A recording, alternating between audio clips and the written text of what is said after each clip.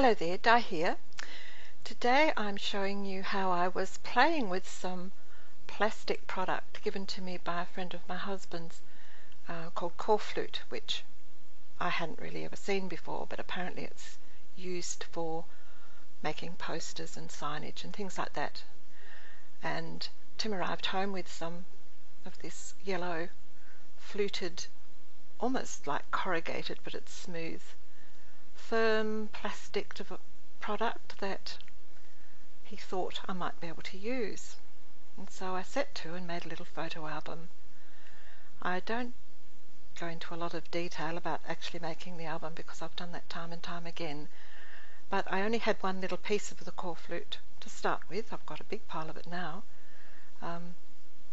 So I just had to use what I had, and it's about I suppose these covers are about 6.5 or 6 inches wide by about 6.5 inches long. It ended up just the perfect size for a 10 by 15 photo or a 4 by 6 photo for each of the pages, so I was pleased about that. I made a 3-piece spine. I covered it with some Graphics 45, I think it was Songbirds, I think, just pieces that I had left over. I don't normally use that weight paper to cover for albums, journals, because I find it has a great propensity to crack when put under stress. However, I found for this little one, and I think it was perhaps because of the thickness of the Corflute, it actually covered very well, though I was pretty careful to sponge the edges with ink, and I find that always helps. Here you can see I'm adding the spine piece to the front and back cover. It was a little bit awkward the way I had to make it because of the small piece that I had, but it went together quite well. I was quite pleased with the outcome, surprisingly pleased. Though it just meant that I had to fiddle a bit. There I'm inking up the edges, getting rid of the white core that shows when you've cut the paper, and also adding it to all the folded areas and the edges of the paper. I think the slight dampness of the ink helps the paper to adapt to its new surroundings. I used double-sided tape and Helmar 450 for a little bit of added stability, and because of the thickness of the Corflute, which is probably about, I suppose, about 1/8 of an inch thick, I had to leave a little wider gap there between the spine piece and the cover pieces, just to make sure that it could close with ease rather than put stress on the paper. That's my cover together. Give it a good roll. That's the little piece out of the paper that the paper lined Songbirds that I decided I'd put over the spine, and I inked that up and very carefully measured it and applied it to the back of the spine and the edges of the covers, only to find after I took a good look at it after it had dried that I had not centered it very well, but I fixed that later. It was about 1/2 inch on one side more than the other, despite all my careful measuring. Never mind. These little issues are sent to challenge our creativity after all.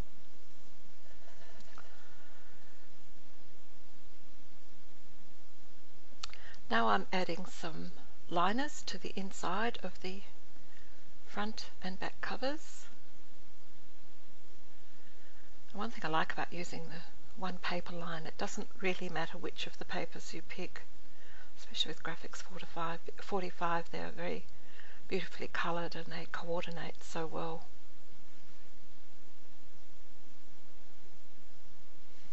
and it is a lovely weight. I just find that it does not take to bending terribly well. It's fabulous for matting and covering. But as I say, this one was the album that it didn't bend on the spine, didn't break the fibres of the paper, so I was very pleased. Here I'm just adding a little piece to cover that centre spine on the inside. Again, the joins in the paper there are going to be covered by the pockets.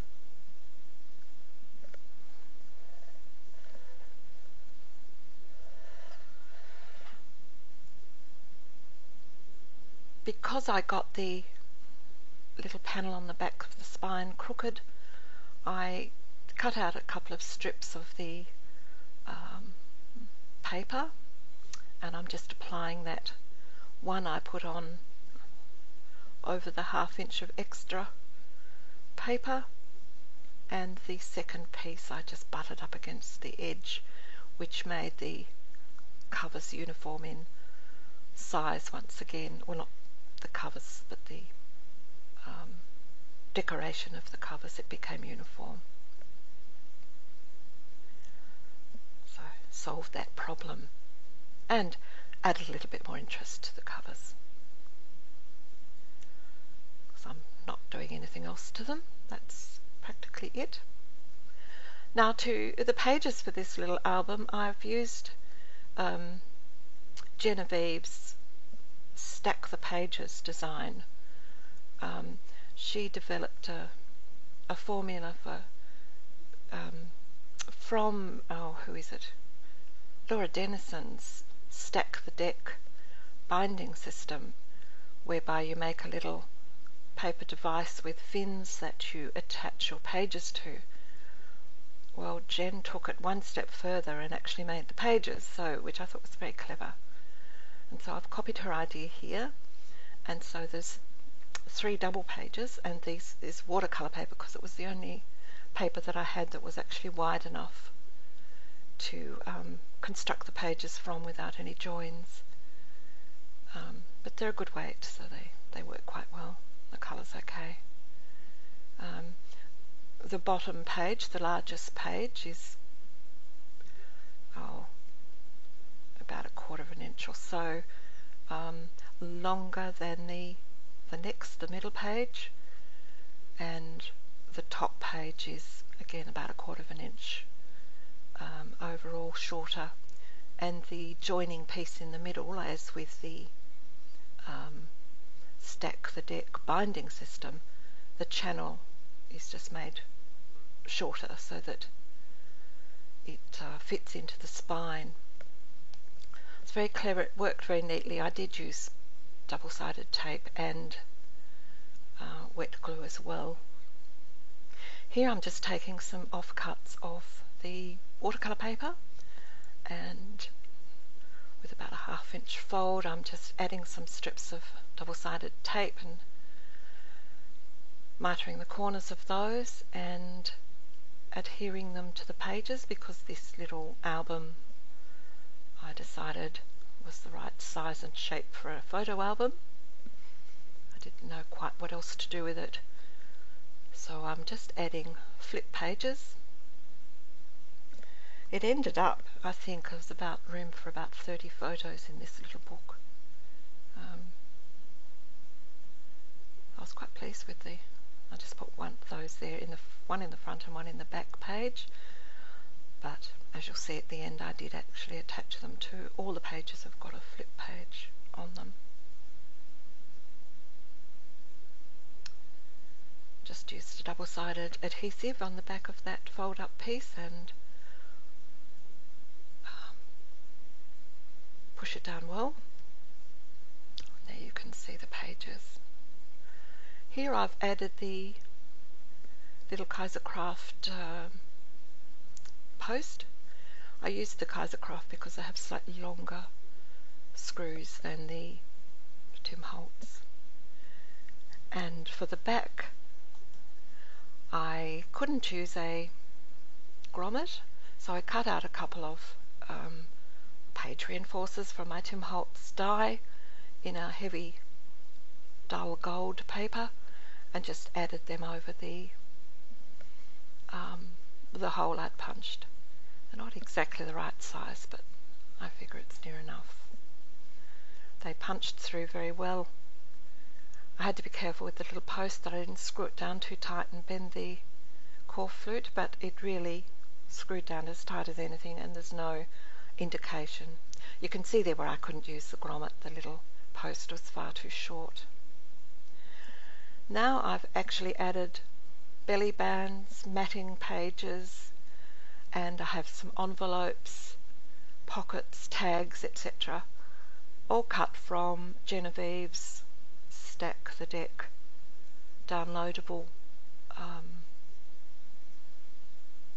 kit, which is absolutely brilliant. I just resize it to suit the album that I'm putting them in, and I wasn't going to use so much of it, but really when you're printing it off on a piece of paper and there's several pieces on each page you print off, so in the end I went with the all of them are made from that set, and it looks nice and cohesive in the red. It suits the little album okay. Here I'm just making a little I think it's a 6-page or 8-page little booklet to go inside one of the envelopes. If this is a photo album, there's not a lot of room for actually journaling, and I thought the little booklet's always a good idea to be able to write. You know, if you're away for the weekend or a few days, there's usually a bit of a story to tell, and you can diarise the event even in just a fairly brief way. If you've got a few pages you can do it on. So that's what that little book is for. I just cut out a scrap of the Graphics 45 and found some scraps of cream lined paper in my scrap box and used the gold embroidery thread, and it flosses out nicely. Scoring it down, popping it in the envelope.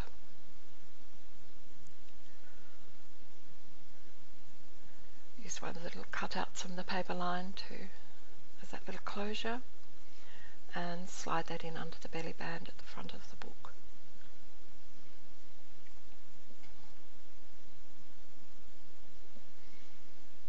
There you have it. There's plenty of room in there for the photographs.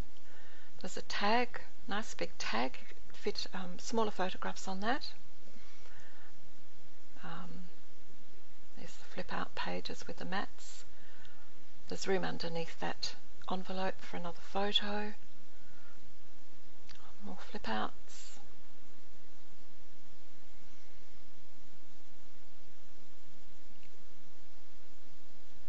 That's the last page. Another envelope. And in there I've just put some little speech bubbles. I'll put some more little bits in that. I'm actually giving this one to my daughter, and they're going to Melbourne shortly, and I thought hopefully she'll take enough photos to fill the little album, and we'll see how it pans out. But I must say, here I'm just counting the pages to try and work out actually how many would fit in, and I think it was about 30 if you use both sides of the tags. So there we have it. Quite a neat little album.